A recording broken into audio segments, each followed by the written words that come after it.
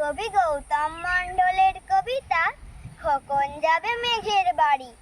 এইখানে গাছ ওইখানে গাছ, গাছগাছালির বন, বৃষ্টি জলে ভিজত তারা, মাসটা ছিল শ্রাবণ। মোটা ছোটা গাছগুলো সব মরছে করাত কলে, আগুন ঝরা আকাশটা আজ মরছি পুড়ে জ্বলে।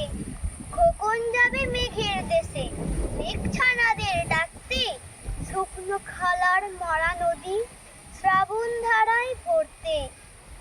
মেঘগুলো আজ দেখছি যেন থমথমে মুখ ভার, গোমরা মুখে তাকিয়ে থাকে, ঝরছে না তো আর। মেঘের বউ রাগ করেছে, গাছ কেটেছে কারা?